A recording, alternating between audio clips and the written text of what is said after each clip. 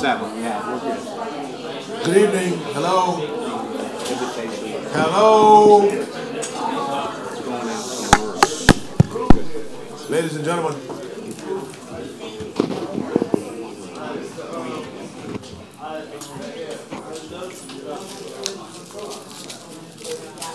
Hello. Can I have your attention, please? Thank you. Will everyone please rise to the Pledge of Allegiance?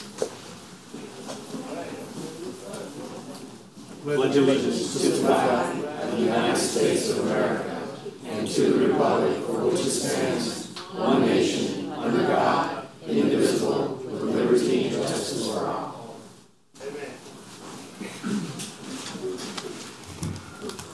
I'd like to welcome everyone. I will now call this public hearing to order.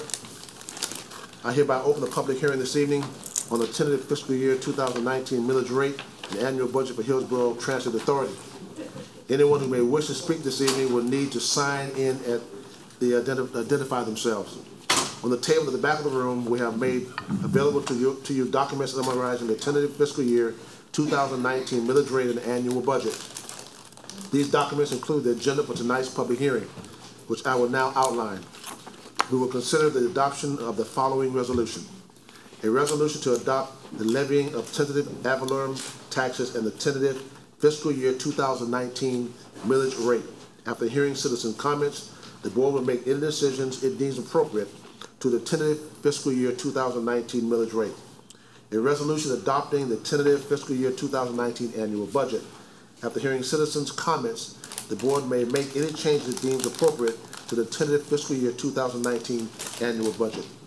Each part of the hearing will be conducted as follows.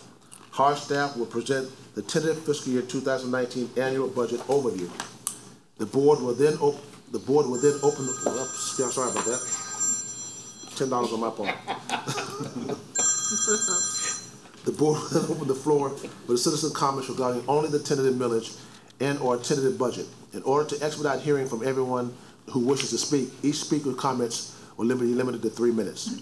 After citizen comments, the board will then take action to move for appropriate approval of any changes. Staff will be present and the resolution to the board approved. The board will move approval of the required resolution adopting the tentative fiscal year 2019 millage rate and annual budget in that order. Staff will now provide a brief presentation on the tentative fiscal year 2019 annual budget. Mr. Seward. Good evening. Jeff Seward, Interim Chief Executive Officer.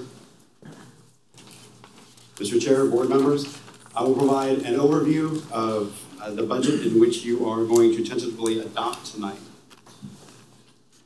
Our tentative operating budget for FY19, and I will encapsulate quickly these numbers because you will hear them again repeated 3 or 4 more times tonight. $78.9 million for our operating budget. That is an $8.3 million increase, excuse me, over the FY18 budget, or 12%. Our tentative capital budget is $32.6 million, an 11% increase over FY18. So our total operating and capital budget combined is $111.5 million, again, a 12% increase over 18. So I want to talk a little bit about what that increase really means. So it is a 12% increase. In the state of Florida, all government entities are required to have revenues balanced to expenditures, or expenditures balanced to revenues. It is an imperative. So for every dollar that we receive in revenue, additional above what we received the prior year has to be expensed, thus automatically increasing the budget over the prior year. So of that $8.3 million of additional, or 12% over the prior year, 18, 10%, or I'm sorry, 6% of that is represented in our 10% increase in our ad valorem due to property valuations. So of that $8.3 million, $4 million of that is ad valorem. That is our increase in revenue over the prior year. The other 6% of that 12% increase are additional grant fundings that we have received for FY19 for service such as the 275 LX, the 48 through Temple Terrace, and our increased service for the streetcar. So if you were to take away that ad valorem and you were to take away the grant funding, we would have netted a budget flat over FY18. So with that, we're very confident that we are very good stewards of public dollars. We have not increased the budget past the revenues that have been asked. And I can happily report, as we finalize the budget that's being presented to you tonight, that $4 million of ad valorem is actually not being expensed next year. We anticipate this budget being allowed to drop $3 million to fund balance at the end of FY19, and we are budgeting $1 million in contingency for next year as a what if for needs that come up throughout the year.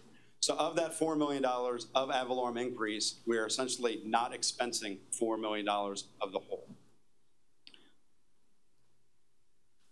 Our combined budget revenues, and this is operating and capital, and I typically don't show these two combined, but I think it's very important to articulate, particularly on the grant side of the house. We've had many conversations as a board of pursuing continued federal grants and state and local grants. And I wanted to remind the board that both our operating and capital revenue budgets, over 50% of that funding comes from federal grants and state grants and local grants right now. Would we like to see that number increase? Absolutely. But we do very much rely on the grant funding that either we are allowed by federal law or we pursue based on our needs. Also, I'm happy to report that unlike the national trend, FY19, we are anticipating the first non-ridership decrease since 2014. We have not been able to achieve any type of plateauing or leveling off prior to our Mission Max implementation. So based on the reconfiguration of our system, addressing those routes that were not performing correctly and realigning into a much more focused grid system, and the implementation of the 275LX and the 48 this year, we are predicting and projecting that that ridership will plateau or be flat over FY18 for next year. That's something that we are very excited about. We're very pleased with how the 275LX and the 48 and the overall system is performing post Mission Max. Our operating revenues, again, the majority of our operating budget does come from ad valorem, 52%, and again, that was a 10% increase in property evaluation or a $4 million increase over FY18. Our FTA formula grant, again, right around $12 million. It's pretty static from year to year. Our passenger fares are about $1 million, $1.5 million less than what they were in FY18, but that's budget to budget, not what we are actually anticipating collecting. So when we see that revenue decreasing in the budget itself, it's based on us over budgeting what our revenue, what we thought our passenger revenues would be for FY18. Operating expenses, these are some key highlights. Our increased service with our Mission Max and add-ins that weren't budgeted in FY18, we've talked about that extensively. We have the 275LX and 48 and the streetcar. We are continuing to see the increase in fuel costs, not as greatly as we had in the earlier part of the year, but we do have to anticipate next year adding another $1.3 million to the budget for that expense. Bus parts for the additional service. Our Flamingo implementation is moving ahead into a phased approach in FY19. ADP, that is the modernization of a lot of our internal HR and payroll processes. We brought the board contract to the board last year to move us forward. There are implementation costs budgeted and anticipated for next year. General liability claims increase of $300,000. That doesn't mean that we are anticipating more claims against us. What it represents is more of a reality check on what we have been spending versus what we have been budgeting. Marketing for the streetcar and increased fixed route service. We are increasing the marketing budgets for all of our fixed route service to help stabilize that ridership plateauing that we're seeing. And then the streetcar. I've said it a few times and before you as well as the THS board that without a strong marketing campaign, additional service isn't going to benefit us as much as we want it to. We have to get out there and let the public know what we're doing for our early morning and extended service. And again, I mentioned before, a budget for contingency of $1 million, setting that aside for issues and unknowns for next year. This is our operating budget by mode. A couple of our board members had asked to have this breakdown by our 3 modes, streetcar, para, and bus. Our proposed full-time equivalents or personnel for next year. I mentioned this at our last board meeting and again at committee. The number of FTEs that we are adding in FY19, 36 of those are based on what we had projected that we were going to reduce in FY18 based on mission max, and we did not. We kept those positions in play. We kept them filled. We paid them. They're still on payroll. We have to make sure that they are accounted for in the 19 budget because they weren't accounted for in the 18 budget. So it isn't adding new people. It's adding FTEs that we didn't take out that we said we were going to take out. The new positions for 19 are 8 operators for paratransit, a bilingual paratransit travel trainer, 2 fixed route supervisors, 6 operators for the streetcar morning service, 1 streetcar supervisor, and a streetcar mechanic. So the extended service for the streetcar, the additional funding being allocated by the state of Florida covers those positions. They're within the budget. So we net out the amount from free fares. They are covered in the budget from that grant funding. Our capital budget, and I will not go line for line, but I wanted to call your attention to a couple of specific projects. First and foremost, our CAD AVL ITS system replacement. Before you tonight is an action item to bring a consultant in and help us write not only the requirements and the assessment of what this organization needs as far as the true brains of how we keep track of our buses and communicate with our fixed fleet, but as project management support over the next 2 years as we, 2 to 3 years, as we look at building the requirements, soliciting the vendor, and getting the project underway. HM building renovation, again, we are still moving forward with the design based on our 21st Avenue facility and based on our current service model.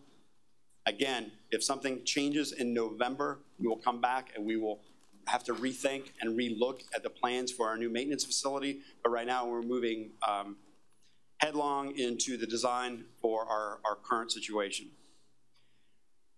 Again, we're looking at 10 CNG bus replacements for next year. That's replacing our diesel fleet with compressed natural gas buses.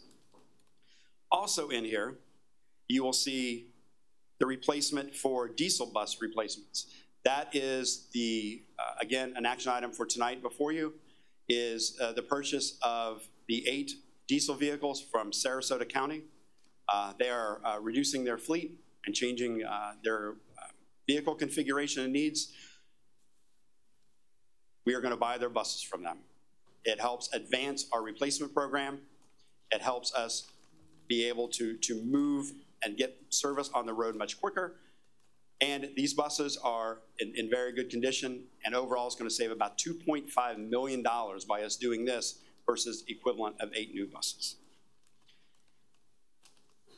Our bus stop, we talked about the need to really examine our current bus stops throughout the entire county.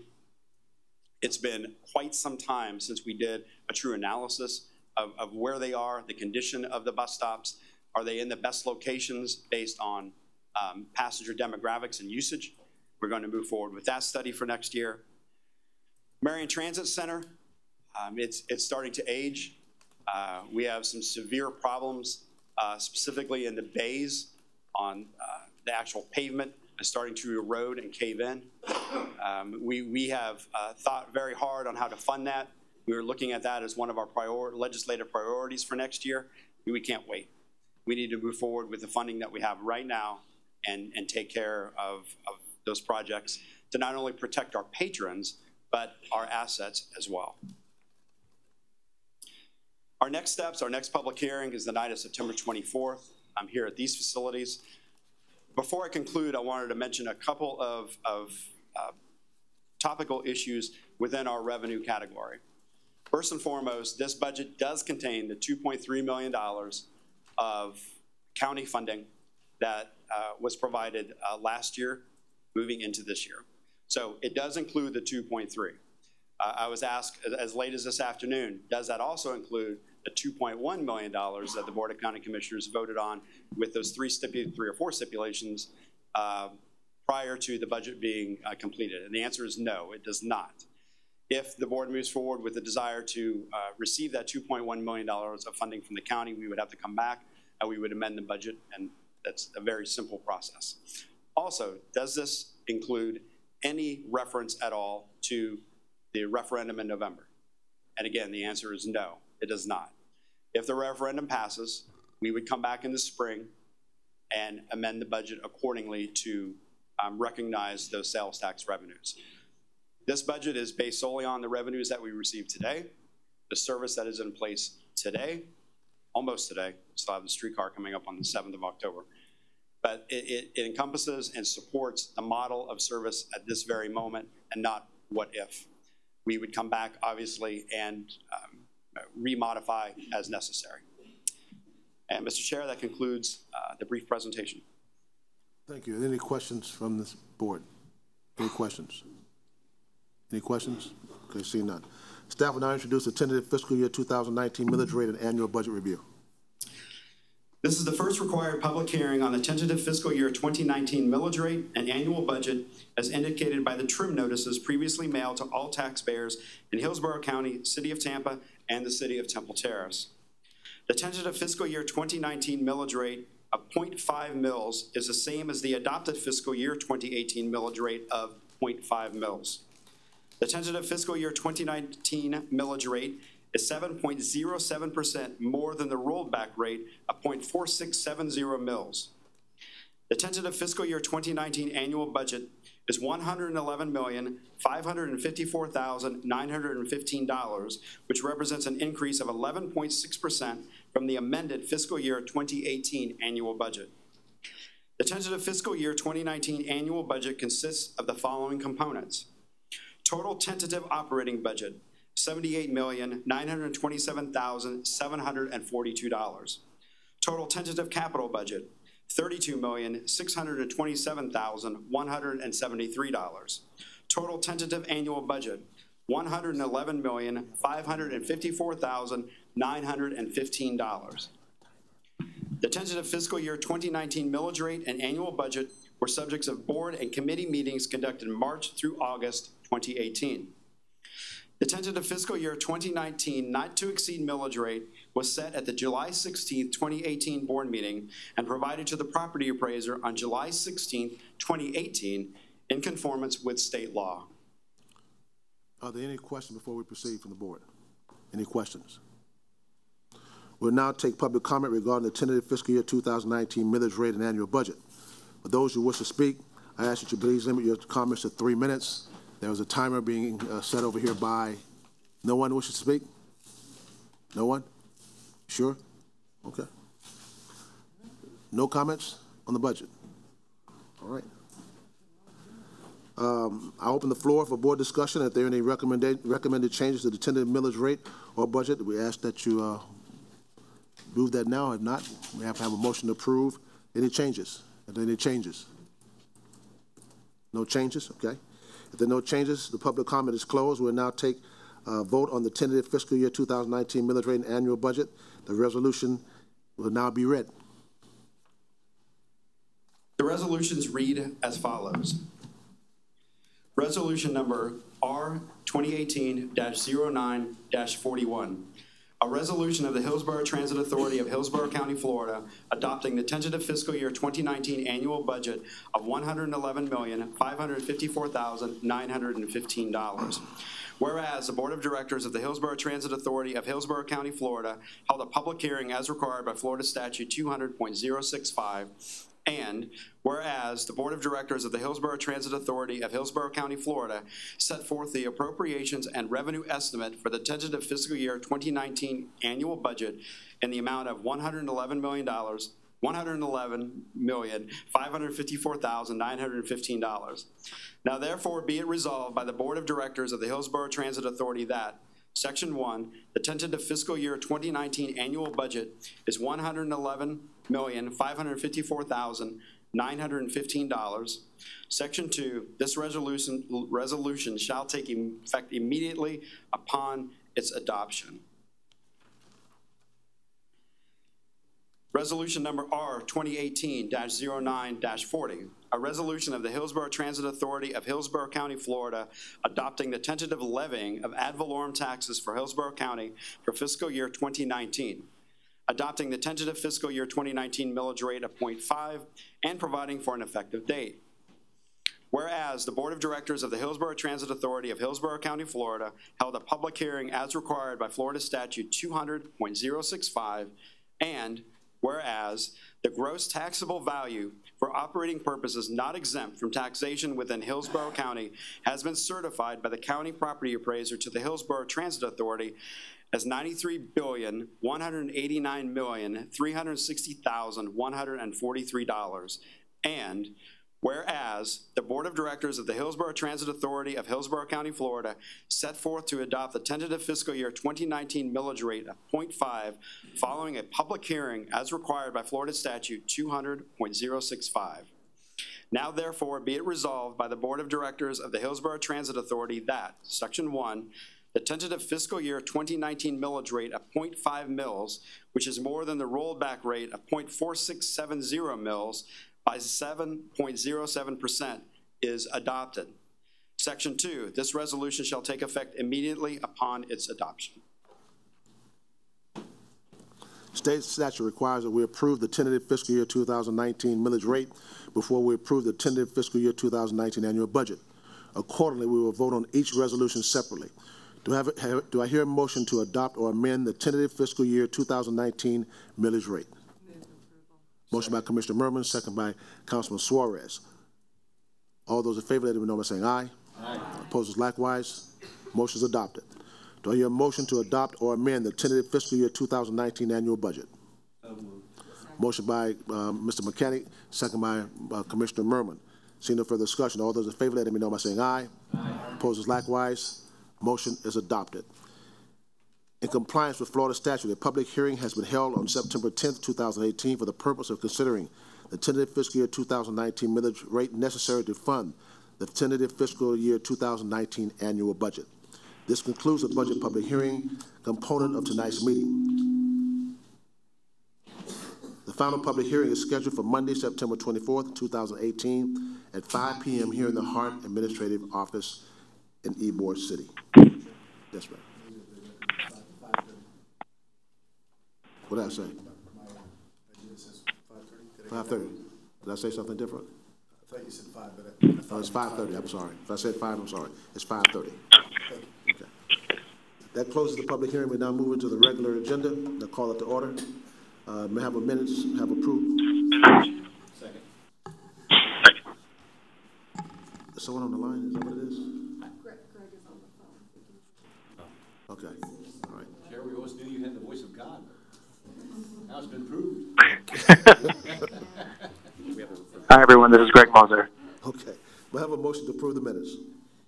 Motion by Commissioner Merman, second by Councilman Suarez to approve the minutes from the meeting of August 6, 2018. All those in favor, let it be known by saying aye. Aye. Opposed likewise. Motion is adopted. We now move to public input on the agenda items. Is there anyone wishing to speak on agenda items? None on agenda items? Okay. Discussion items. Executive search timeline. Good evening. I am Brooke Biscate, the Director of Human Resources, and I'm here to talk about the CEO executive search. And he just introduced himself, but Mr. Greg Moser is on the phone. He is our executive search partner with K&A. So what I'm going to do tonight is go through the slides. He will clarify or answer any questions that you may have, and then I'll turn it over to General Counsel for part 2 of this agenda item. Mr. Moser, are you ready and can you hear me? I am, yes. Thank you very much, and hello, everyone. Good evening.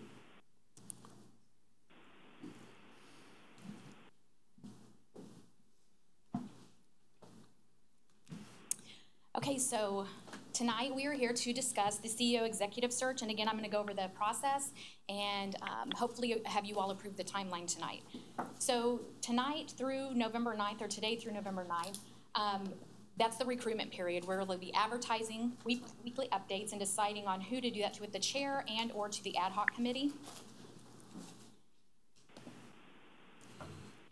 On November 9th, K&A presents candidates to the HART ad hoc committee. And November 16th or 19th will be the first round of interviews by the ad hoc committee with approximately 5 candidates. And as this process goes forward, you all will decide as the ad hoc committee with Mr. Moser on that 16th or 19th date. December 3rd or 10th, and I'll talk about what I mean by that on the next slide, but the final interviews by the full board of directors will be held with 2 to 3 candidates. And approximately 10 days is needed to conduct formal background investigations and final reference checks. Negotiation of offer and acceptance, preparation of the contract, typically 5 to 10 business days. And it's not on here, but I wanted to note that after the offer is given and accepted, generally 30 to 45 days is what it would take to get somebody in the door. That could be longer depending on where they come, whether they're local, whether they need some kind of relocation. And for an example, our CEO contract asks for 90 days notice. So depending on their contract or if they're somewhere else, they may have to give more notice. But 30 to 45 days is generally the norm. So decisions by the HART Board of Directors approve proposed meeting dates, December 3rd or 10th. The board meeting right now in December is on the 3rd. If you wanted to push it back to the 10th, the board would need to decide that tonight so that we could properly notice that meeting be moved from December 3rd through to the 10th. The structure of the interviews for the first round, video conference and a preset list of questions will be provided to the board. And then the structure of interviews for the second round, individual versus as a group, preset list of questions again to the board. A meeting with community leaders and partners we feel is very important because those are key players that they will be working with on a daily basis or regular basis. And then voting on a candidate to offer the HART CEO position. So that closes my part of the presentation. If you have any questions, again, Mr. Moser is on the phone if you need any clarifications, but we would ask that you approve this timeline this evening. Are there any questions? Commissioner Murphy, recognized. Just one quick one. I just want to make sure that every member of the board will be able to come to the ad hoc meetings. You can't have any closed meetings, Commissioner Murphy. I know, but I just think everybody should know whether you're on the committee or not, you can still come. Yeah, you can still come. It's open meetings. Okay, I'll move approval of the timeline. I'll second that. There's a motion by Commissioner Murphy, second by Councilman Suarez. Let me ask you a question. You made a mention of dates being December 3rd and something about December 10th. Correct. Would you go over that again, because I don't know if we really caught that. Okay, so right now the December board meeting, the first board meeting in December is December 3rd. If you wanted to push that back to December 10th, we would need to have your approval tonight so we could notice the meeting properly, saying that it's been moved from the 3rd to the 10th. Okay, I'll move approval of the change to November 10th. Is that part of your motion? Yes. December 10th. Yeah, that's part of a motion. Okay. Is there any discussion on the motion? Mr. McCann, recognized. I wasn't sure I followed this. You said there were like pre-prepared questions for the candidates? Right, there will be interview questions that the ad hoc committee will decide upon, and there'll be a preset of questions that we'll give the committee. So that the process wouldn't allow for additional questions beyond that? It could allow for it, and we'll talk about that with the ad hoc committee just to make sure that we stay on track, but it can call for, you know, additional questions, clarification, things like that. Mr. Kemper, recognized. Thank you. I just have some concerns, speaking to the motion itself, that we have a agenda item on we have a referendum on our ballot that could dramatically change where we are here at HART, and we would know about that later in November, and that would be in this process. We also could have significant board change in January. And so, you know, I would really feel more comfortable pushing this out to a different timeline. Just like to say that. So you're making a recommendation, you just want to speak on that? I'm sorry? Are you making a recommendation, amending the motion? I could make a substitute motion to you know, looking at this process, I think, you know, I would go for beginning in January to really look at this process when we're stable. We've got a sense, it's after the holidays, we have a sense of what we have, and, you know, collect our information then, and move with the process then, and with whatever board we have at that time. Well, let me ask you a question. What part of the process are you talking about moving to January? I think the beginning of the interviews and looking at the candidates, because we could also have significantly different candidates that are interested in this position. If candidates are looking at that we would have a very big budget, they might be more interested, and if we don't have that, they might be less interested. And it could be different on who we have available and what we do. So I think it would be a more valuable exercise to go through. So you're talking about moving the first round of interviews to sometime in January? Yes, that's correct. Is that your substitute motion? Yes. Is there a second? Second by Mr. McClain. Any discussion on the motion to move the second round of interviews, the first round of interviews to the second week of January? Is what you're saying? Okay. Mr. Menendez, you recognize. Thank you, Mr. Chair. And, Commissioner Kemp, I think you bring up an excellent point. You know, there's some dynamics beyond our control. What's interesting is, given we won't know the outcome, obviously, I don't know, I guess pushing out those, so at that time, if I may just kind of entertain the details of your motion, we would still go up to the point of having those 5 candidates or boiling them down. And then once the vote happens, that may change. And you're saying go ahead and just kind of defer until, can you restate what's the timeline? Yes, I'm thinking of deferring till whatever appropriate date we come up with in January to begin our first screening, because the holidays aren't really a good day, I think, between there Thanksgiving and December, or the end of December, for people to be involved and for best for the public information. And I think also in terms of the candidates, people applying, our pool might change dramatically depending on what our circumstances are after the referendum, and it just makes sense to me to push our first screening, and then we'll kind of know who we really have and what situation we have, and also we'll have board members, as I said, maybe, I don't know. There might be changes in our board in January. If I may. Yes. Mr. Chair, again, a good point. I think if the pool changes, I think it then at that point begs the question, do we need to then solicit or look for additional candidates at that point? Let's say it's reduced, hypothetically. You know, that could limit us. I guess I share your concern. I'm not sure exactly what the correct course of action is, but I just see a concern there, and I don't know if it's, you know, deferring this. I think we're muddying the waters a little bit here. Okay. My understanding of the substitute motion by Commissioner Kemp basically leaves everything in place until we get to the first round of interviews, which was scheduled for November 16th or the 19th. Am I correct? Correct. So what we're talking about doing is everything will stay in place, except the first round of interviews will then be pushed back to sometime the second week of January instead of the first part of the middle of November. So I think you're muddying the waters a little bit by adding all this stuff onto it. She's simply saying start having the first round of interviews the second week of January instead of the middle of November. Am I correct? That's correct. And I think what we could do at that point is, if we felt like we had to have a reassessment based on whatever information we have, we could look at it then. But we could just, at this time, we would kind of know who we would have a better sense of where we were at that time in terms of dealing with this. Okay, I just have one other very quick question. What other possible procedural measures might that trigger? Meaning contractual, you know, do we have enough time contractually? We will have enough time. We're going to talk about that anyway, because something we're going to have to do anyway. So we'll get to that. Mr. Suarez, recognized. Thank you, Chair. Can I ask a question to Mr. Moser that's on the line? Mr. Moser. Please. Mr. Moser, you've been listening to this discussion, correct? I have, yes. Let me ask you, in terms of, I assume that most of the people that you are going to be talking to try and get interested in our position here as a CEO, they're pretty sophisticated and understand what's going on with our referendum and so on?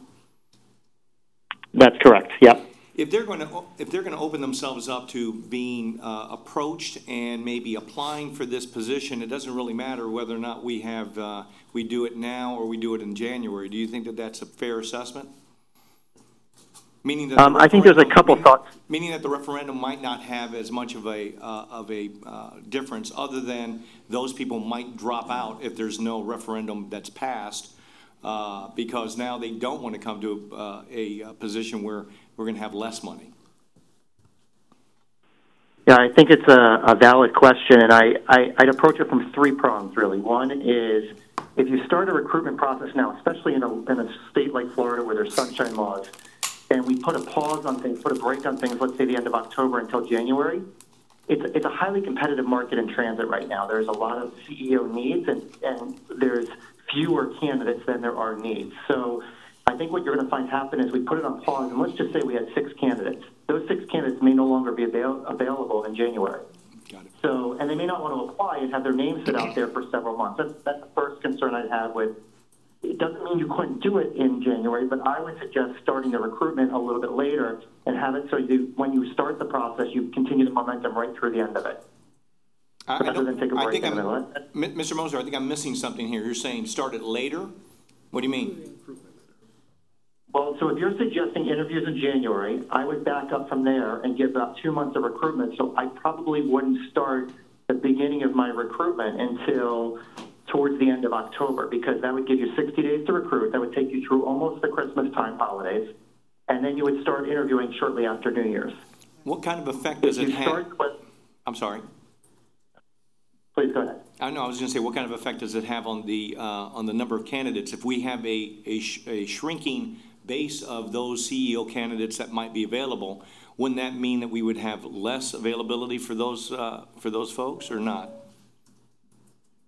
Well, I think your pool might just change. Somebody who's available in October may no longer be available in January. They may be interviewing for multiple jobs. They may decide circumstances change at their current job and they want to stay where they are. I think a lot can happen. Family dynamics change, and I think a lot can happen in a 2 or 3 month period where I might identify candidates A through E, and we end up in January with B, D, and F, E, something like that. And part of the group has changed over time. In your professional opinion, are you saying that this is not, it's better to push it back all the way till January to get a better candidate, or are you saying just that it would change your search? What I'm suggesting is whatever you decide to do, whether you decide to interview in December, that December 3rd or 10th, whatever those dates were, or January time, which was suggested, you do it the entire process together, and you don't stop in the middle and keep a long period of break in between. Yeah.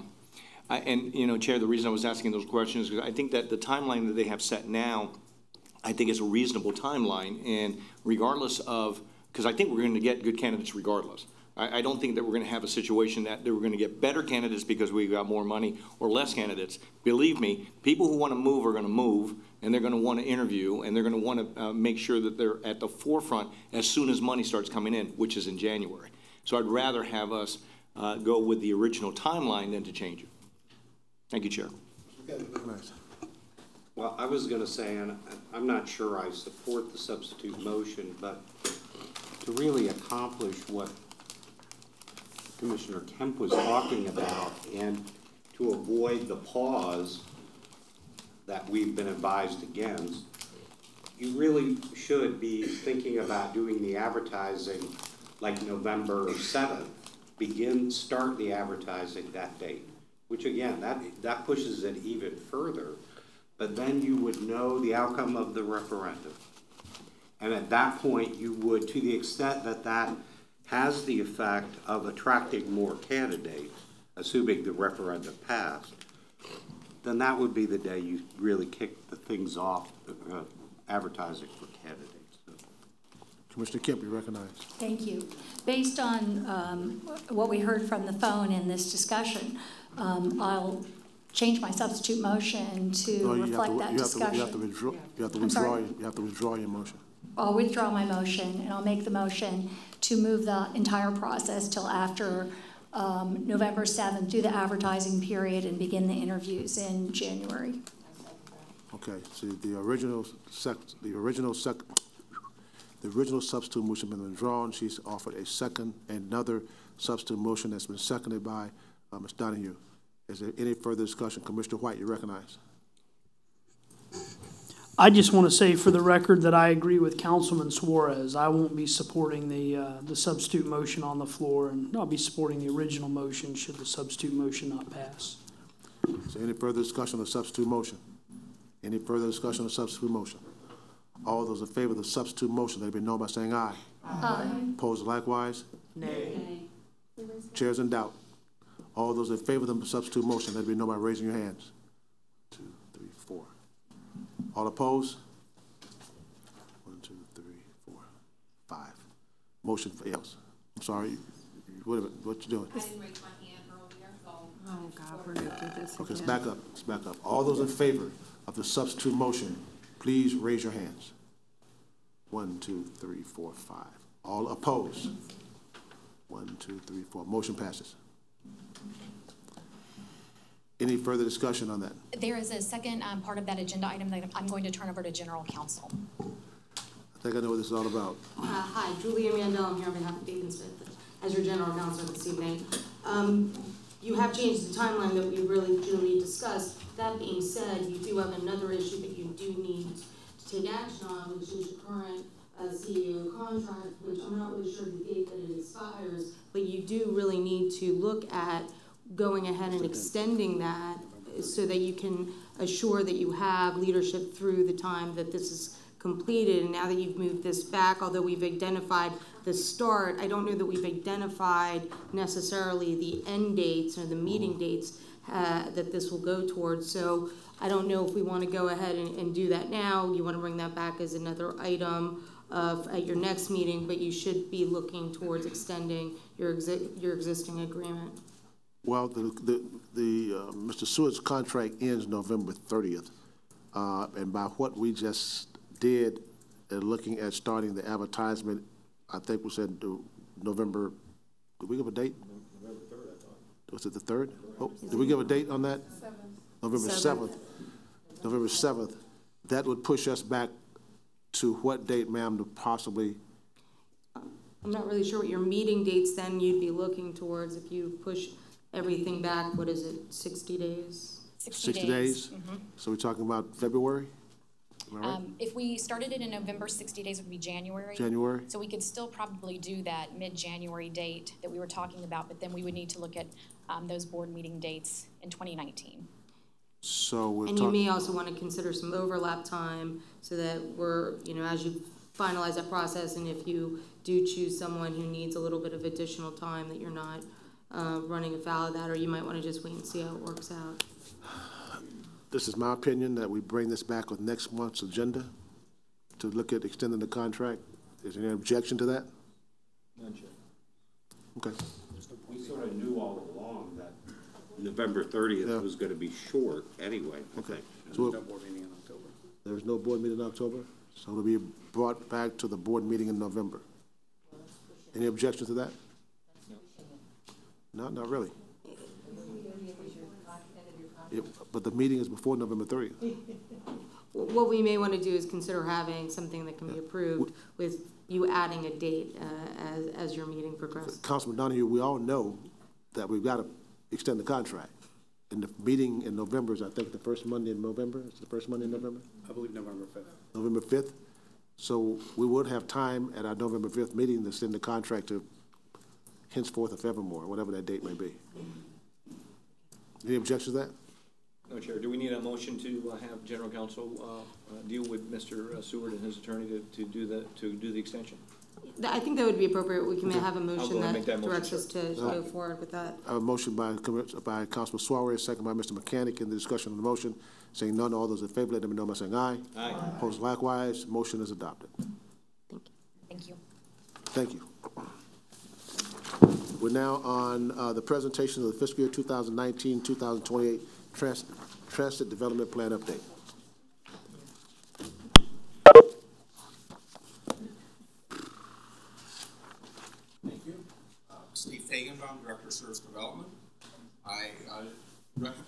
hour. I promise to be brief. Please. The Florida Department of Transportation requires an annual transit development plan. Every 5 years, it's a major plan, and in the interim periods, they are updates, simple updates. Last year, we did the major update. And also we coupled that with the COA, Comprehensive Operations Analysis, which will be packaged later as Mission Max. And under that CDP and the COA, we restructured the service, we cut the operating budget, and we set up the first stage of the rapid running grid network. We re-envisioned and reimagined our network for the immediate and for the future. So what we're doing this year is the 2019 through 2028 annual update. Again, it's not the major, it is a simpler document. It's a report, really. And the requirements on that are that we provide a progress report on our 10-year plan. We review the past year's accomplishments. We note any discrepancies in the plan that have occurred since that time. We add a new 10th year to the plan because we've just exhausted 1 year, so we're coming up a year short, so we add a new 10th year. And also, we revise any goals or ideals that we might have established in the prior plan. Our accomplishments last year were indeed, we did implement the Mission Max on October 8th. The plan came into being. We also, during that time, we added some temporary plugs and some shuttles in order to augment service where we were falling short early on in the process. And later, the county funds, the $2.3 million that Mr. Seward alluded to earlier, came in, and we really got a jump start on this year or the next year, 2019. And with the continuation of that funding, really we have already accomplished 2019. So in our update, 2019 has no program service enhancements. We've already done that. And so we've also made, in the Mission Max process, we made various promises to the community. And those are it's hard to see, but on the back of that bus, these were the things that were written. Higher frequencies, shorter trip time, extended service, and better connections. So how are we doing on those? Higher frequencies and better connections are really themselves connected. The better your frequency, the better your connections become. We were able to go, and at that time we were able to go and we had 2 routes that were running at 15-minute frequency. With the addition of the county money, we're up to 4 routes that are running at 15-minute frequency. Shorter trip time, the jury's a little bit still out on that. We're encountering in certain areas traffic problems, but some of our routes do indeed have shorter trip times. In extended service, almost all of our routes now operate 7 days a week. There are a few exceptions. And also, many of our routes, including, we still have routes that are running to midnight, but most of our routes now run till 10 p.m. instead of 8 p.m. So we have indeed extended service. So in our 10-year fund, or 10-year funded, what we call the 10-year funded plan, what we're really doing is we are taking that vision of this rapid running grid network, and we are implementing that during the course of this 10-year plan. And we're doing this to fulfill this promise that we made to the community, that we will provide better connections, better frequency, and so forth. And we're doing this on a pay-as-you-go basis. That's why it's going kind of slow across that 10-year time period. That we're funding this by the growth in the ad valorem. Part of that growth in ad valorem will go into service enhancements over that 10-year period. And if we follow the plan, the funded plan as we've laid out in this year's TDP update, the 4 routes today that run at 15-minute frequency by the end of year, or by year 9 of this plan, we'll have 12 routes that run at 15-minute frequency. There'll be 6 routes that are east-west and 6 routes that are north-south. So you will have a true rapid running grid network. A person will catch a bus if it's on that 15-minute grid. If they bus stop and they happen to see the tail of the bus going on and they missed it, they know they should have no more than 15 minutes to wait for the next one. So we are really trying to go into this new system and really follow through with these promises we made, with this vision that we established during the Mission Max process. The other thing is, in this, we will also increase the current 60-minute routes to 30 minutes, and that would occur by year 10. So our funded plan is based upon fulfilling this promise to the community and developing this rapid grid network. Chair, can I ask a question? It might be a little hard to see, but the routes on the left is our current system, and overlaid on that are the routes that would be affected. Eventually 12 routes at 15-minute frequency, and another four more routes that would be increased from 60 minutes to 30 minutes. Okay, we have a question. Steve, quick question. You've got on here, it's funded by growth and ad valorem. Is that based on the new potential exemption that is going to be on the Constitution? No, that's okay. not in there yet. No, so this may be. Not happened, so we're not putting it into this. Now again, the TDP is updated annually. So No, I know. I just was curious as to what numbers you were using, because it may be a 15-year plan after that happens. It does not include the potential of doubling the homestead Okay, exemption. thank you. I appreciate it. Thanks, Chair. Okay. Now, along with the funded plan, we also have an unfunded plan, or sort of our vision. And why do we do this, even though it's unfunded? We don't have money to pay for this.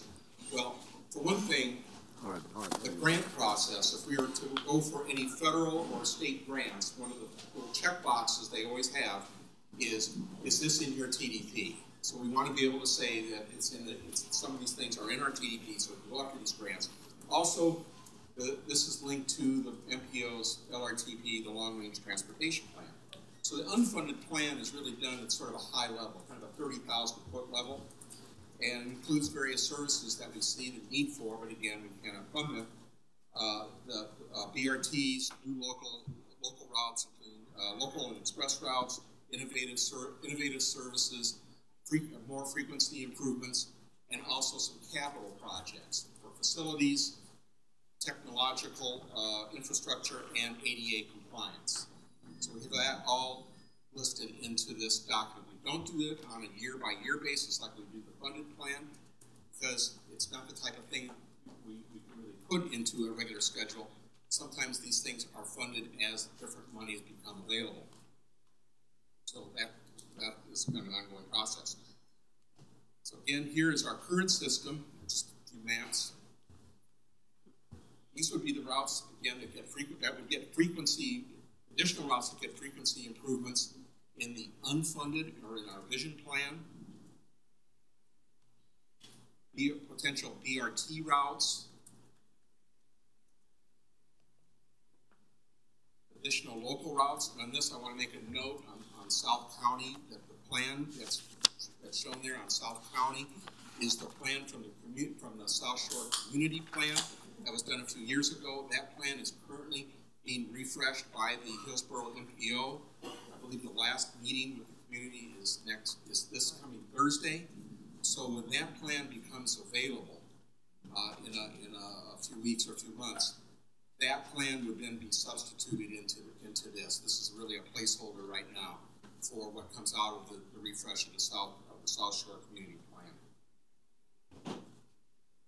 And a few more express routes. And one of the things we've learned over the last few years through the Mission Max process of the small little run twice in the morning, twice in the afternoon expresses really don't work very well. So, but our cross-county expresses, our 3 new cross-county expresses, 60LX, the 360LX, and our new one, the 275, are doing quite well.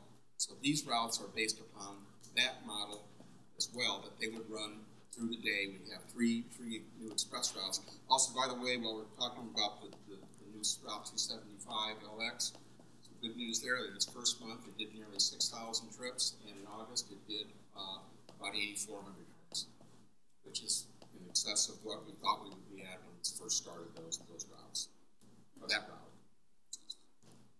Finally, we put it all together.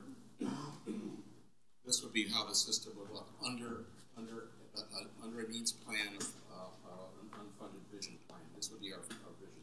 That also, we've changed our vision as far as circulator type routes. We will be looking more towards on-demand type services in the future versus taking buses and spinning them around hour after hour with relatively low densities. We're going to be looking much more in the future at on-demand, app-driven type services versus traditional circulators.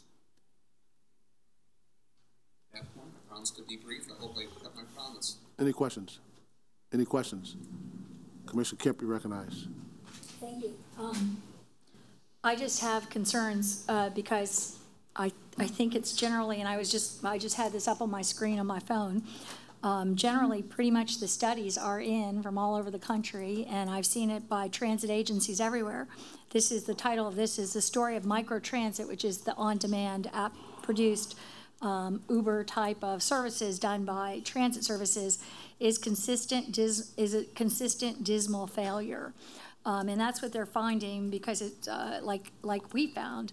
It's expensive, and it was subsidized heavily by FDOT, and that's why we were able to do it. But what they find is over and over again, true regular bus service is less cost and more successful. So I just wanted to express that concern about continuing to move in that direction when I think transit agencies across the country are moving in the other direction.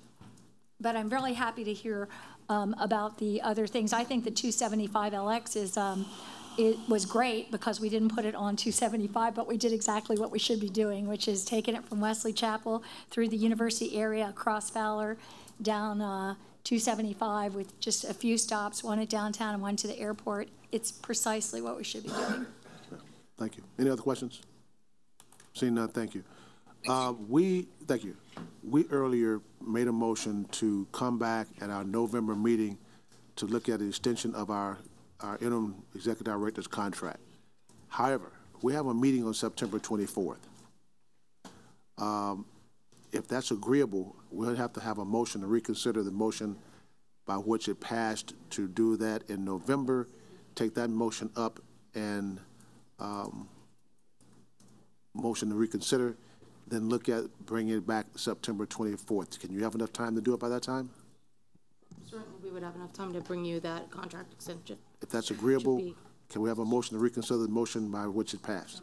Motion by Commissioner Kemp, second by Commissioner Merman to reconsider the motion. You got a question? I do.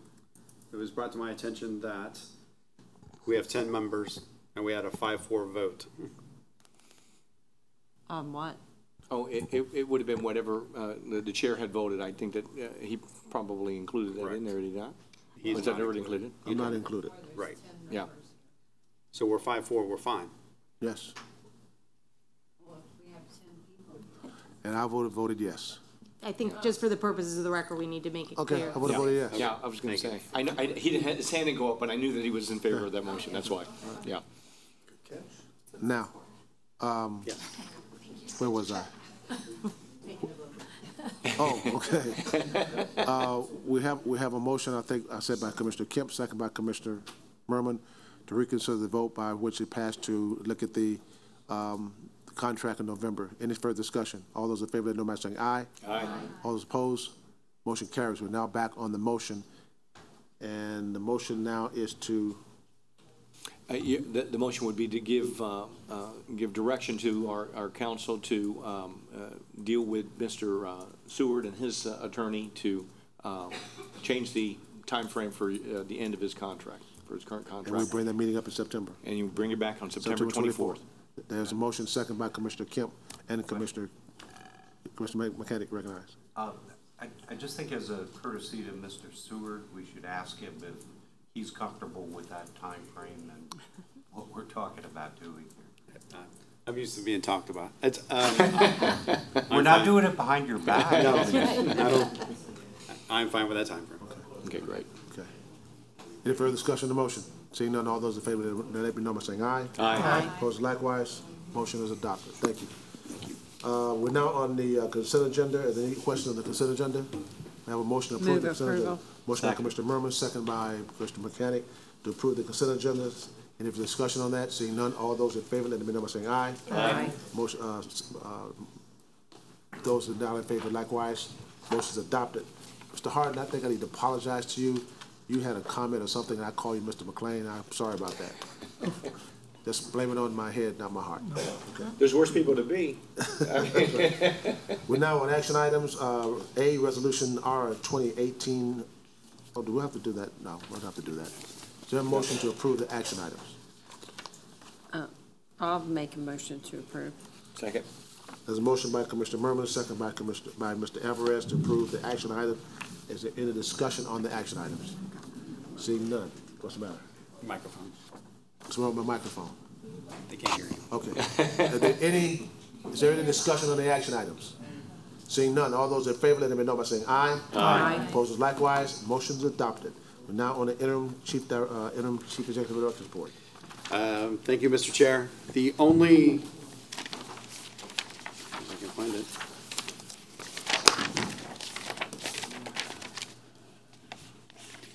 The only item I have is concerning the APTA. There's an APTA Leadership Conference Summit for board members. It's in Washington, D.C. It is in the week after Thanksgiving. It is attended by board members of transit entities and agencies across the country, along with senior leadership and CEOs.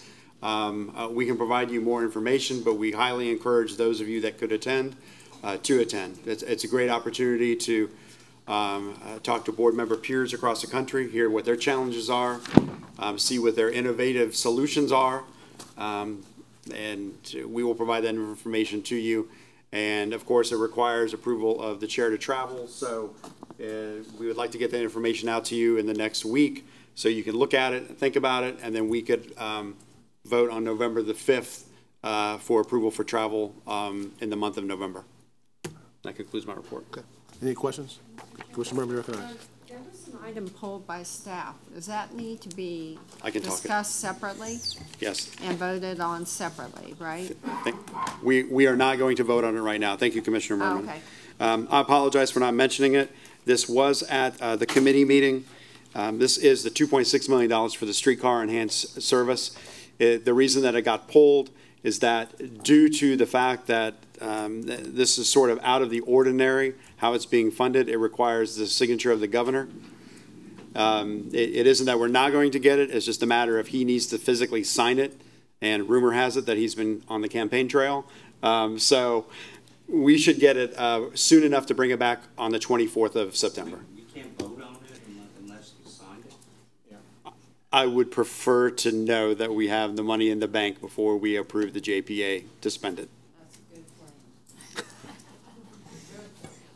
plan. Okay, any other questions on that? I don't have a report. We're going to, the General Counsel, you have a report? No, sir, I don't have a report. Okay. You have your HART committee reports and your reports from the HART board representatives and the status reports. We're now moving to public comment. Each person will have 3 minutes to address the board. We have quite a few people wanting to speak today, so please adhere to those 3 minutes. You'll hear me. You hear well, when hopefully the timer will go off, and I'll let you know your time is up. The first person is Michelle Stuckey. On me? We can't have you in the audience, okay? Okay. No? Okay. Arlington Kelly? Arlington Kelly? Gary Claude?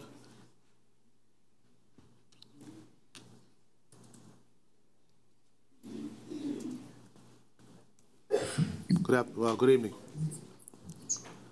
Good evening, board members. Gary Claude, transit advocate. What's in store for FY2019? I know a lot of board members have been advocating for transit here in the last 4 to 6 months. Councilman Mike Suarez brought up something recently that I thought was interesting, is that Tampa has 70 neighborhoods.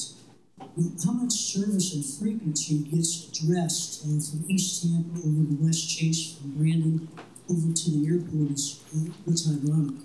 So in the next couple of months, HART has some things going in their favor. One with the, like the NTN CEO said about the streetcar service. Then in November, you Cross Bay Ferry that will start right around hockey season. Their chief administrative officer has been working patiently and vigorously on the HOT scorecard. I'm sure there are some things that can be tweaked to the employees' benefit, all the way from the bus drivers to the mechanics to the PM crews and the administrative staff. There are numbers that they want in FY2019 to make good sense to me. The big issue is you've got 29 months until the Super Bowl comes to town. And one of the things that HART's been trying to do in the last couple of years is trying to have a shuttle service from different parts of the county out to Raymond James Stadium.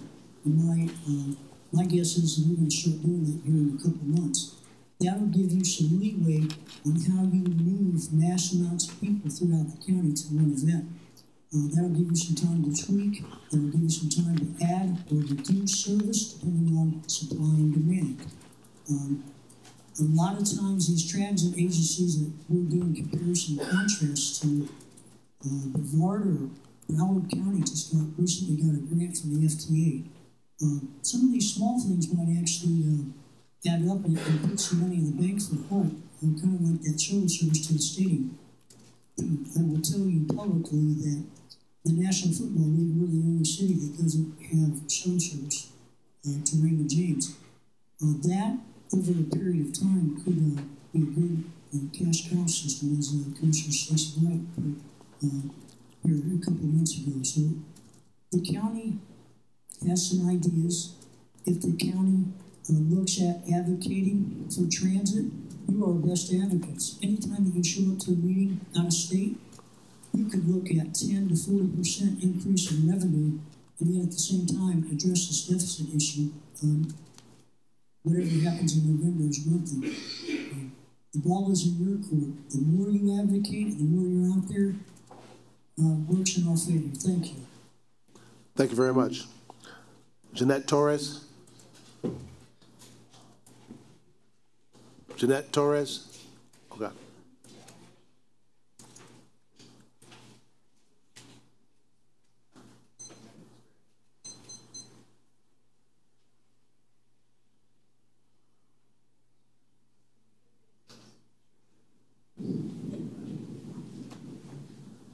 Audio system is down, so everyone needs to speak louder. Okay.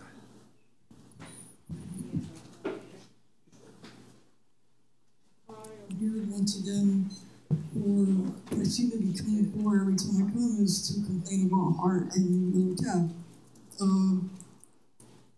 Now Yellow Cab seems to tell me that if I want to go to Land O'Lakes, that they will take me there, but they won't bring me back because HART stops working at 11.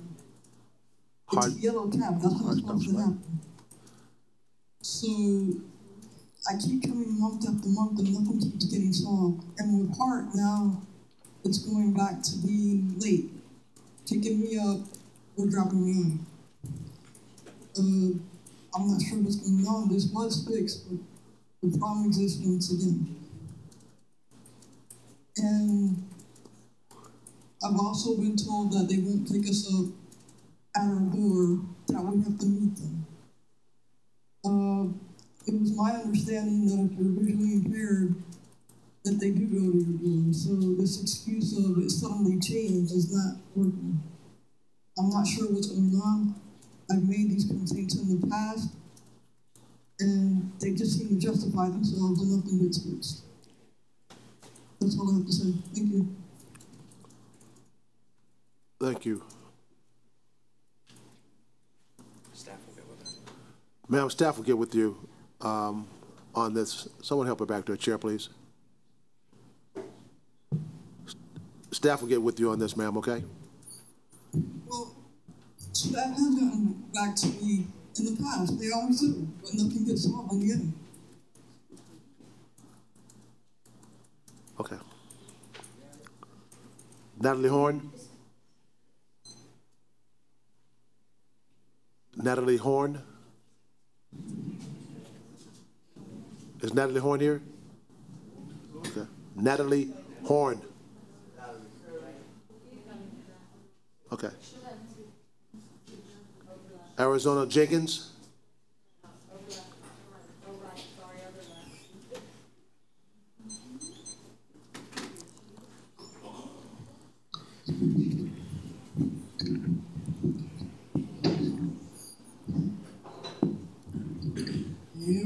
Yes, sir. Yes, sir.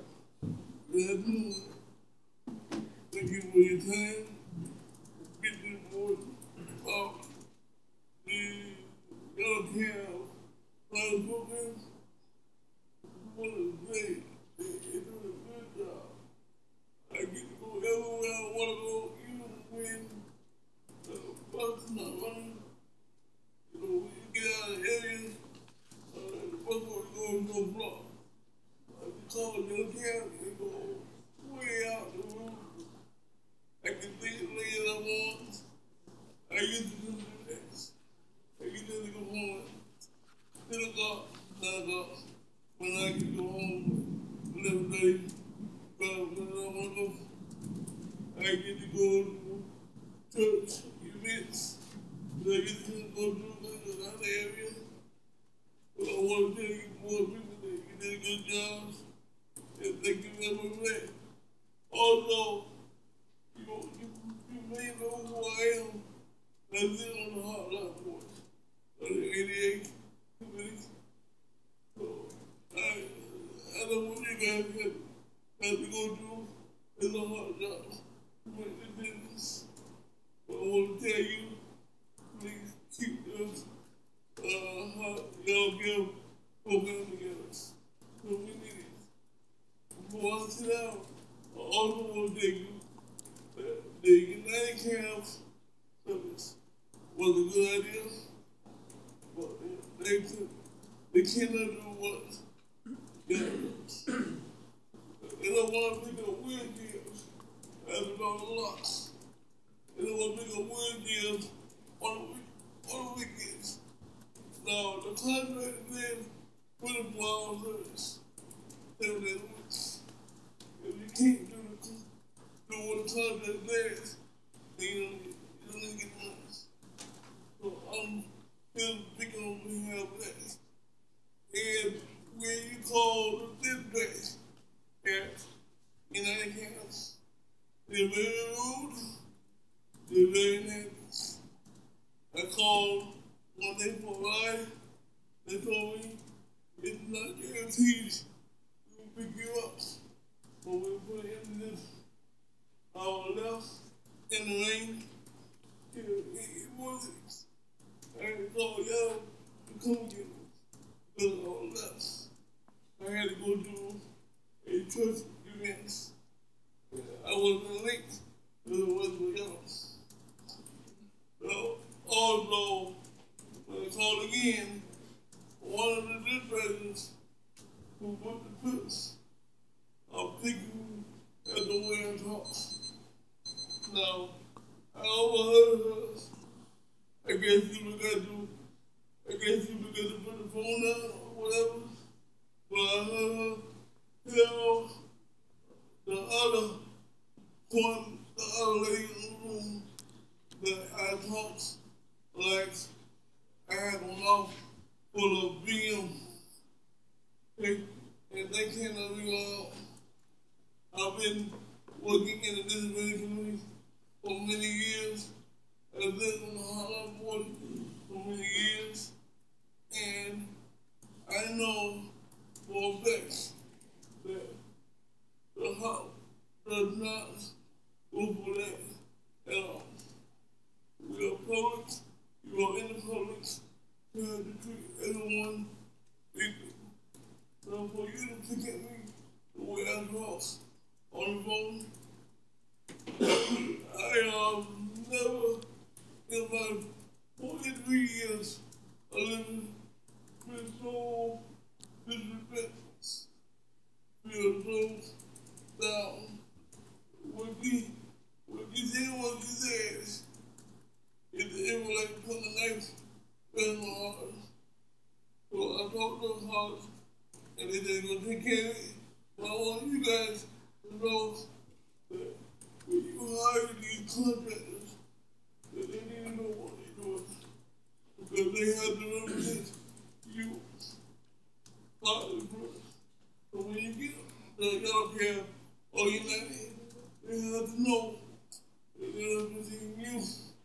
Not only their company, but represent us. And as an 88 lead liaison for his mechanic. I want you all to know that I will never call in that again. Okay, thank you, sir. In my opinion, it need to be taken off completeness. Because there are rules and they have no basis whatsoever with disabilities. Okay, sir. That does have totally different. All right, sir. I call him, and he'll pick it up. I call him on the phone, even though I have a big permit, the lady knows that, hey, you repeat that, and they get what you say. That's the way you do it. Okay, sir. You can't understand, ask people to repeat it. Don't be rude, don't be nasty. So, I thank you for your time, and I hope that you take my time and keep the yellow cabs broken, please. Thank you, Mr. Jenkins. Appreciate it. Thank you. Sabrina Barnes. Sabrina Barnes. Okay.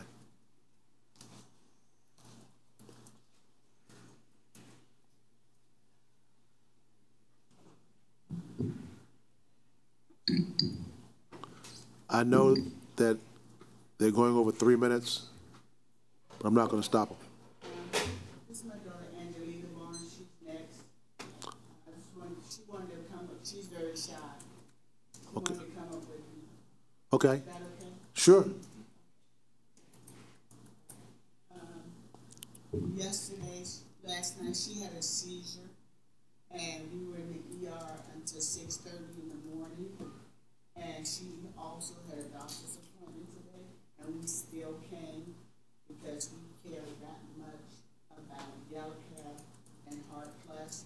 We're that grateful, and we thank them that much, and we care that much about the people that work for Yellow Cab and HART Plus. We have not had any sleep or any rest, and we are both exhausted. But the people at Yellow Cab always come through for us, so we're coming through for them. They're always there for us. They're always there for my daughter. She has lupus, rheumatoid arthritis, osteoporosis, and we both have epilepsy, so neither of us can fly. I also have arthritis and rheumatoid arthritis and COPD and a variety of other conditions that we both list. We don't both of us list. So there's no way that we can get to our doctor's appointments or even get out of the house on the weekends. We would be stuck. We would be shut in. We couldn't go to the grocery store to get food to eat if it wasn't for HART Plus. We couldn't go to the drugstore to get our medication if it wasn't for Yellow Cab. So, yeah, my daughter is not doing well. She's still in a little bit from having seizure. But we wanted to come today and say thank you to Yellow Cab and thank you to HART Plus and say, please, please don't take our wheels from us. We won't. Don't take our independence away from us because we will be shut in. We will be locked in our homes. And that is a full place for a 22-year-old girl.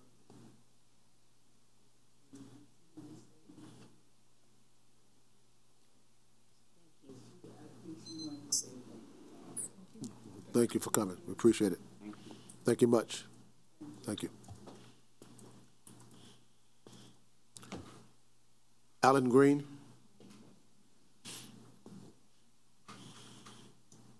Good evening.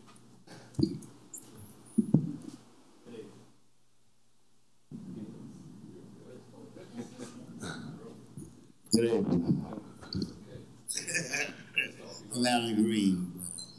I don't have no complaint. The only complaint I got is after 7 o'clock, I can't get a cab in Brandon. 7, when the car to be picked up, I say, I get the message, but I've been waiting out there, and the cab never comes.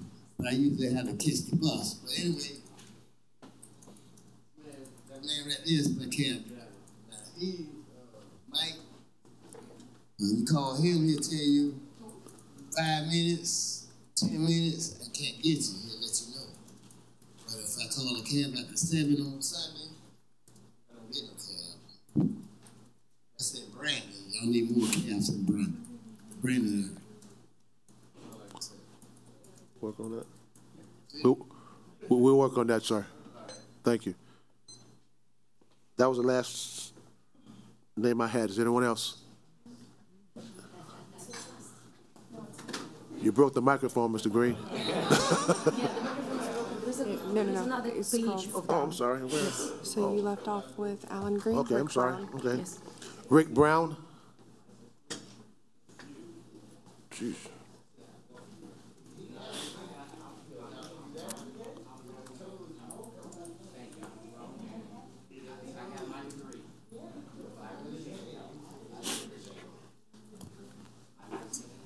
Good evening, Mr. Brown.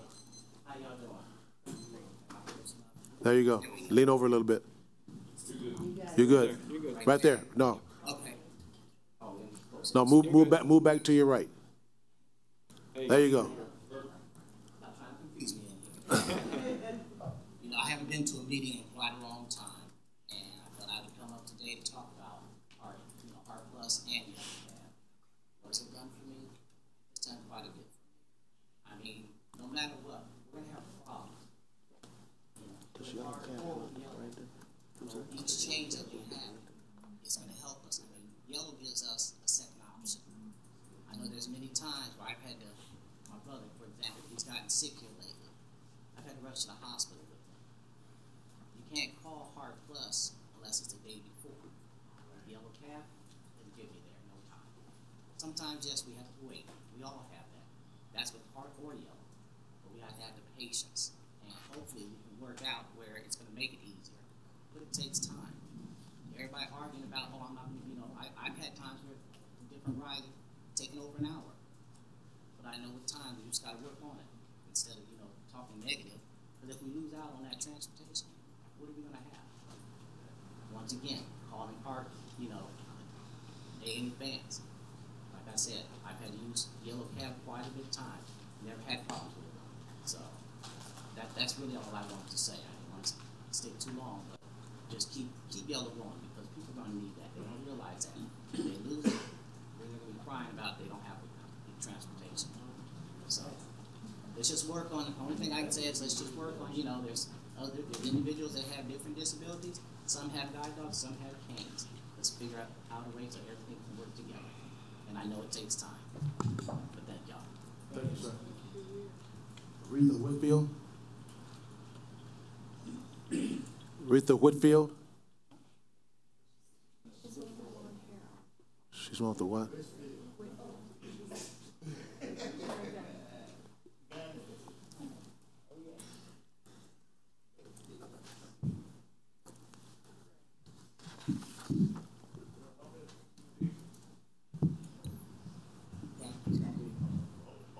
Well, good evening, ladies and gentlemen. Thank you for letting us come up. We appreciate the HART line. We depend on you. If anything should happen to the HART line, what would we do? You see all these friends that we have here gathered. One with this disability, one with another, one with so forth. We're on a journey, ladies and gentlemen. Right now, you're all healthy. Tomorrow, something could happen. You would also be looking at the HART lines, and you would depend on them to do for you what they do for what you're doing for us. You take us to church, you take us to the hospital to visit with the children at the cancer center. You visit wherever we need to be, you're there. And this you cannot measure in any way, shape, or form. I don't think you really realize the power that you have in this community. And most over, you don't realize how much you're appreciated. You take your time, you spend your time putting together all that's necessary to make the wheels of your organization run smoothly. At my 85 years of age, I've been involved with many businesses and seen many successful. This is one of the best. And anything that is wrong, if it be wrong with your driver, hold them together, hold a meeting, let them know where it is they're failing these people. Let them know you don't talk on two telephones, you talk in one and you do what that person needs, because you could be where they are tomorrow, and it wouldn't take but a step. God has been good to us all. He's given us an opportunity to help each other, and believe you me, if you cannot help someone, don't hurt them. But you cannot help someone that you don't get a blessing yourself. It's impossible to measure anything that you do good for someone. I have to say one thing, most especially here. One of the best things that you've ever done, as long as I have been with Heartline, is for you to add the yellow cab. Mr. Dave has drivers. Evidently, he holds them a tight rein. They're courteous, they're on time, they're prompt, they're clean, they're proficient. Miss Sonia brought me tonight. Couldn't find a parking place. That's something we need to do to come to the meetings because we can't park. But he takes care of the drivers, he encourages them, and he makes sure they take care of us. That is his ultimate goal. So one of the best things you've added to your organization is the yellow cab. I cannot say that about it. They have not measured. I'm rather particular, rather peculiar, that I want to be on time. If I'm going to a cancer center, I've told those children I'll be there, I'm going to be there. And this is ultimately important, and this, the yellow cab, does for you, just like Heartline does. I won't take any more time, but I do want you to know how grateful I am for you, all the work that you put in, all the diligence that you do. You don't have to do it. You're not paid to do it. You're doing it because you have the desire to help the community, and you make the community proud of you, and you make the community stronger because of it. And I thank you very, very much from the bottom of my heart, and God bless all of you. Ms. Whitfield, Ms. Whitfield, Ms. Whitfield. Yes. Here. Yes. You said you're 85? Pardon me? You said you're 85? You said you're 85 years old? Yes, sir. I will be 86 come the 23rd of September. Excuse me then. You're looking good. Well, you know, God's good. He's taken me through many milestones, many valleys. Guess what? For every valley that you walk through, if he's holding your hand, you'll go to the top. It'll never fail. And if you've never walked with my best friend, the Lord, you'll never make it through life. Trust me. Thank you, ma'am. And God willing, I'll be back with you by the time I'm 95. You hang around. I won't be here when you come. Okay? My grandmother lived to be 111, so okay. I'm part Cherokee, so I might hang in there with you. I'm going to be around, and you may have to look at me one more time. Thank you, ma'am. Have a good evening. Barry Kislewski, did I pronounce that right? One have to follow. One more. I am so sorry. First of all, I had no idea what I was getting into, okay? The way I got here was calling the customer line, okay? They said that if I wanted to be where I could have a voice to come, and I have a voice. I am not from Tampa. I've been here for 6 months, 5 of it in the hospital. I got out of the hospital a month ago, and in my wild, infinite brilliance, I decided a good way to see Tampa was to take the buses. So I've been on every bus route in Tampa, okay? I'm sorry, sir. I don't remember about your name, CEO. Acting, I'm sorry. Was you that got talking about the 48? Send the 275 and the 48 like 3 times. What's the good about the 48 except for the tomorrow? Anyway, I'm sorry. But I did notice one thing before I get into the biggest crux.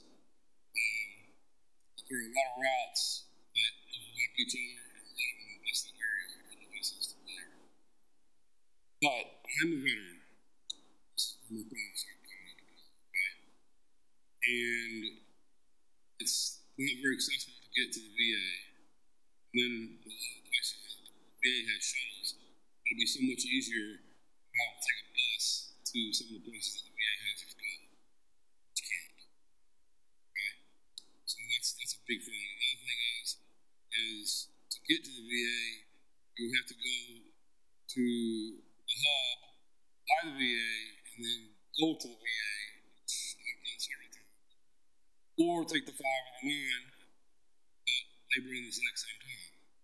So it doesn't make sense to me to have buses that go to the VA that run basically in a line. You have the 5, 9, the 275 all line up and still like bucks. Doesn't make any sense. I see it all the time. There's a lot more things that doesn't make any sense.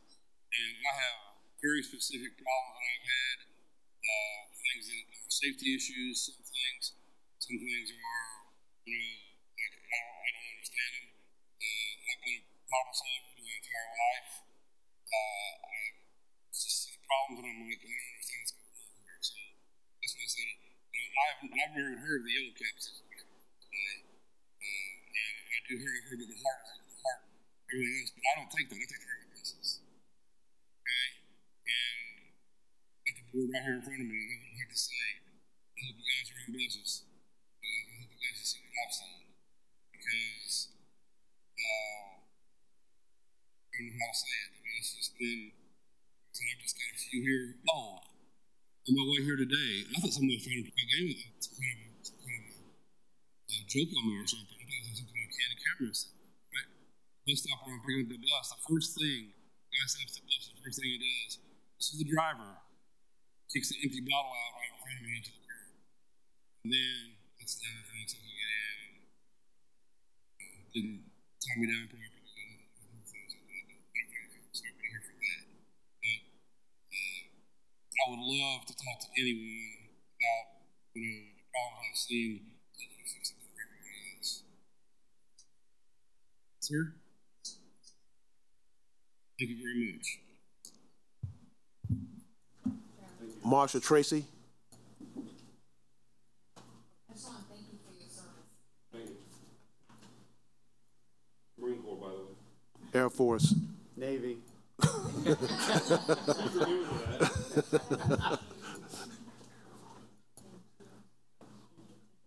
Hi, my name is Marsha Tracy, and I fully support the LCAP program that you have. Arizona, when we came in Riverview, was to my house.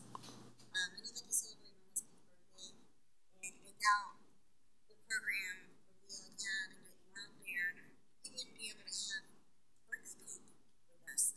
And so I just wanted to say thank you for the program. Please hold on to it. Just the simple things we take for granted.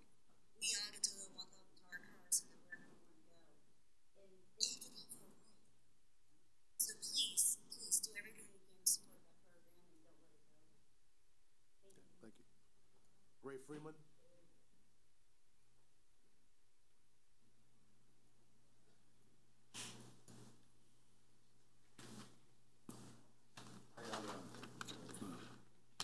My name is Ray Freeman. Some of you may have heard about me. I'm going to make a decision to do something here today that I had to do 2 years ago. The tax crime. When the police officer did his gun, taking an officer, right? He gave me the gun. He was taking officer gun and ready to kill him. Nobody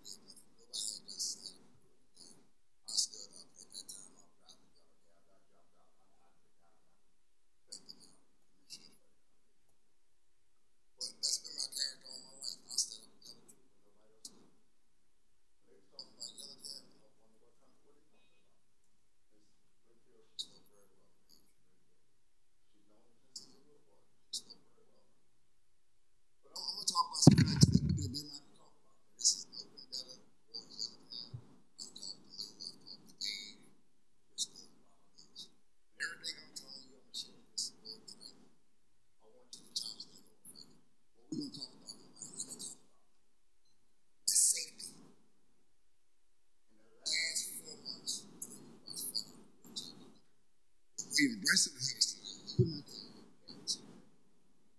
He's in the hospital. He's a heart customer. He's in the hospital right now. Nobody wants to see him but me. I'm the one got him and his things to sign up for. He's in the hospital. You know why? Because drivers are over 15. Yellow Cab only use driver as an independent contractor for that. They dictate when they start out at 7. Working at 11 o'clock. They start out at 11 o'clock. I was on a call 11 o'clock at night saying that again. Call my wife and make the medicine. And when you clap somebody in a wheelchair, in Arizona, that's not the rules to do. But they didn't clap your name. And the last 4 months, in my 2 years of being associated with Yellow Cab, I'm 8 people I feel like Dave Wright, which I think is still in function. Lou Arrera, hit a customer, hit a lady for 4 years. Total loss her car, total loss his car. But still driving it. 6 months ago, Dave Wright got in another accident, hit somebody from behind. Still drives for Yellow Cab. Almost the best of the 84-year-old man, elderly man. He in such a hurry to get these people to see Dave Wright in such a hurry to get these children done. He forgot to strap him in. If you strap that person in, there's no way you feel back. But that man felt back and broke his neck. This is in the news. I heard Mr. Dwayne Smith, Brandon, they come get me. I say this and all that stuff. Wheelchair drivers will come get me because it's a great incentive for them. Because when a wheelchair driver, they get paid to walk on the road. They can put stops on. So I come get you one time. You don't know it. I pick you up and pick you up and take you home. We get to financial point. You're going to see well, I'll put 10 stops on. So not one time to come to there's not one person in the wheelchair and say this and say that. There's not one person in the wheelchair that don't know. But you look at the financial statement, look, see, it's not close to the purpose. Because once you put in every trip that they put in, the driver is going to put in 4 or 5 cents. A lot plus is paid for. I will say this because we're talking about Yellow Cab. But look at the cabs. Y'all don't say Yellow Cab, you say right. Look at the cabs they're driving. Why they hide behind Yellow Cab? It says wrong. No telephone number. I think that's what the was about. One lady back home, she said she was married now, was taking her home to the cab. She don't know, she don't want to get in. Instead of telling her, don't say Yellow Cab. I've never seen her go Yellow Cab and say Yellow Cab. It says it like that. And that's it. And I'll tell you the reason I say this. Because there were people I know for a fact. Which last meeting y'all had, the public all around the Yellow Cab, making mistakes. But I tell you something, you never get you one person. It's better to get them there safe than be kind so you see you hit them down. Better for them to stay. Thank you. Valerie Curry. Valerie Curry. Okay, I'm sorry.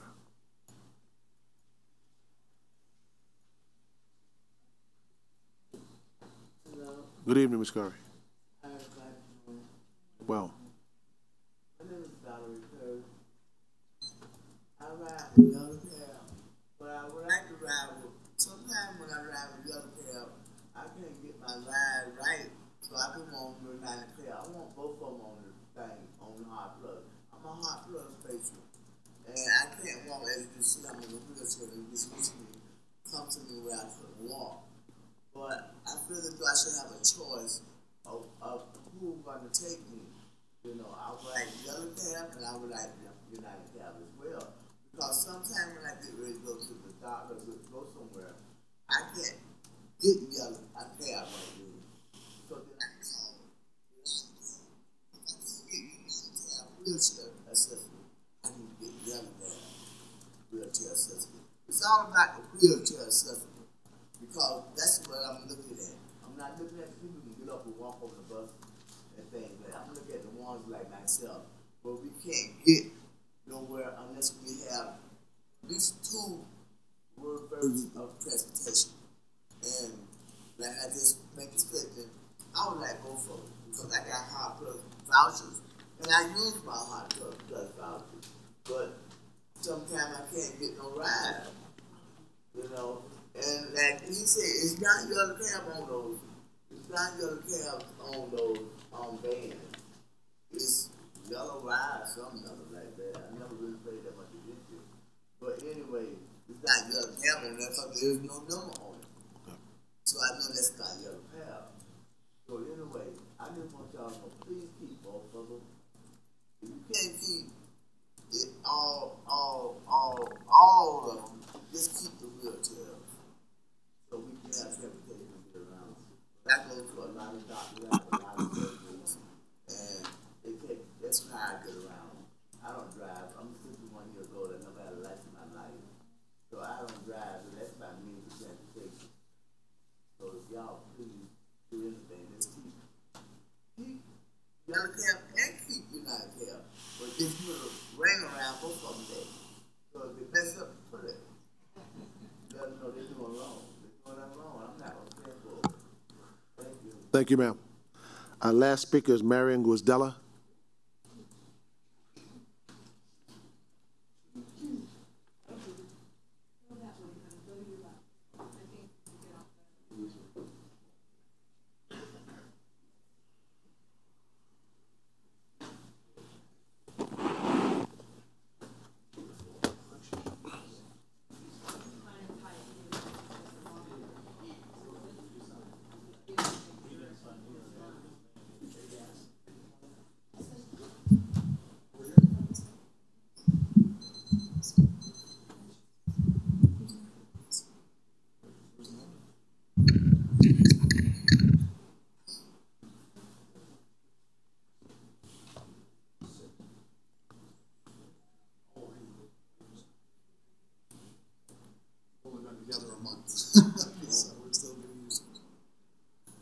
I just want to say I sure hope this board isn't so naive as to think that all these people just spontaneously showed up to sing the praises of Yellow Cab. I was called, the same dog and pony show happened during the ADA committee meeting. I got called on Tuesday by the person that so many people refer to as Mike. A lot of these people have been called and asked to come and speak on behalf of Yellow. You know, equality is not preferential. When you have the personal cell phone of David B., you call and you have his number so that you can dispatch a cab. That's not a when you're told, just call and say you need a wheelchair van because you'll get one quicker, and you don't really need a wheelchair van, that's not equality.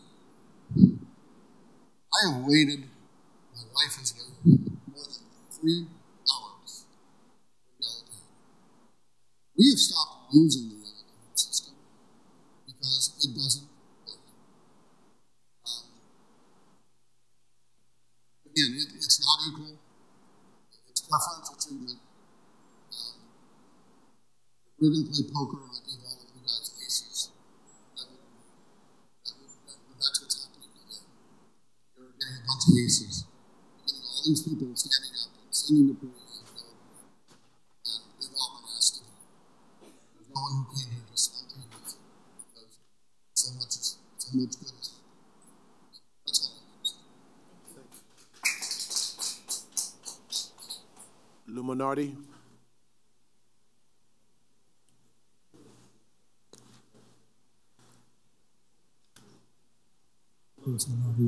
Yellow Cab. Can you hear me? Yes. I'd like to respond to a couple of things that are coming. We did ask people to come to the meeting because we're not understanding that certain people have been coming here talking about how bad the program was. So we aren't the only ones that call people to come up here and complain or tell you the truth. And we've been late with people, absolutely. Not that we haven't waited that Marion's had with over a year and a half ago. So we were here defending the program.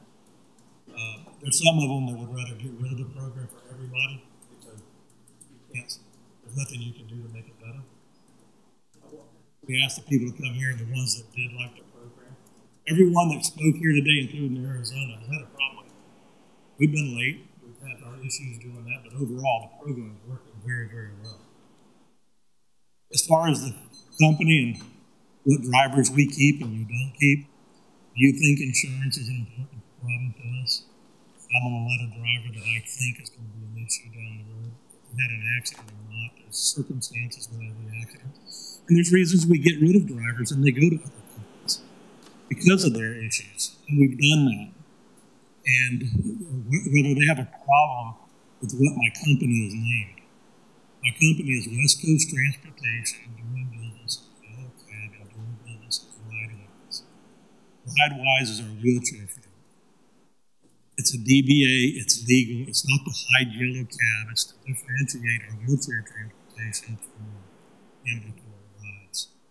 And that's the only reason we have it there. It's not to, for people to think that we're trying to hide the yellow cab in it. We're trying to differentiate. Also, we'll check it out. That means it. But overall, the program has been very good. We've had problems with it. We addressed the issues that Greg brought to us with the Brandon area and things like that. But also the call center, they've complained about the call center and the time it takes to get through and this and that and the other. But of Heartline, we did last month, I think, almost 6,000 trips. Very few complaints. But if you're one of those guys that got to complain and we're late 4 or 5 times, you got a problem with this. If you happen to be that guy that got a few of them, you know, I can see why you have a problem with it.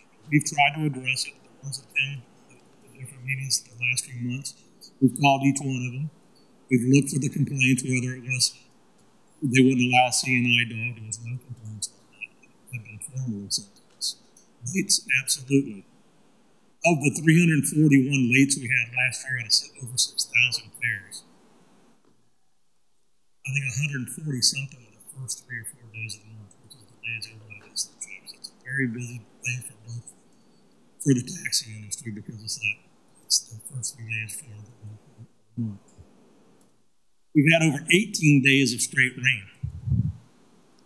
And let me tell you something, there's nothing you can do. I left my office a few minutes ago, and guess what, I'm not picking up in half an hour. I couldn't get you in a half an hour in front of this building, probably. It's really thunder outside of home. But there's issues, and we try to address them.